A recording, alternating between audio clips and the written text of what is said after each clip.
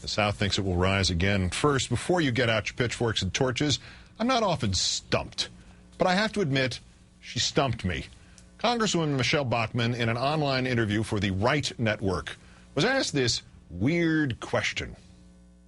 You're on a deserted island, and you can only spend it with Keith Olbermann, Chris Matthews, or Rachel Maddow.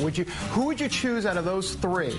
I think probably Keith Olbermann. Really? I would, yeah, because I think it would be so interesting to have a discussion with him, and I think that he would be willing to have a discussion. I do. Now, I think I know what this is all about. Ms. Bachmann said her favorite song was Taking Care of Business by Bachman-Turner Overdrive. Her favorite composer was Johann Sebastian Bach. Her favorite snack was celery, and her island choice, that's Olbermann with two N's, as in Bachman with two N's. Having said all that, in the spirit of something, I'm game if you are, for the conversation anyway. We have today invited Congresswoman Bachmann on Countdown at her leisure. They'll bring the sand. Now, time for today's nominees for the worst persons in the world. The bronze to Dell's Maraschino Cherries Company in Red Hook in Brooklyn, New York. Well, they're not really the worst, but it is their fault. You've heard of killer bees? How about red bees? Brooklyn beekeeper Cerise Mayo was mystified. Her bees had turned red. Their honey was the color of cough syrup.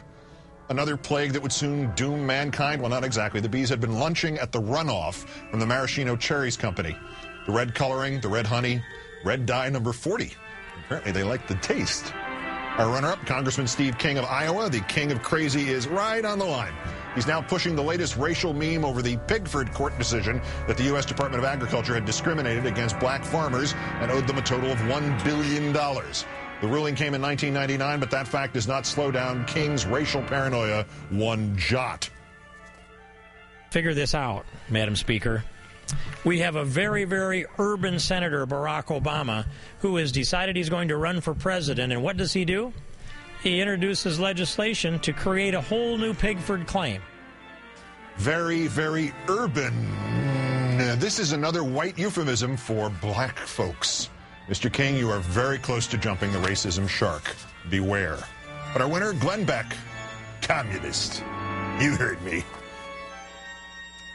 Federal employees should not be allowed to ever make more than this. Ever. Members of Congress should never make more than the people who die on our battlefields. Figure he circled there, $50,462. That's the average wage of a U.S. citizen. No member of Congress should make more than the average citizen? Listen to this.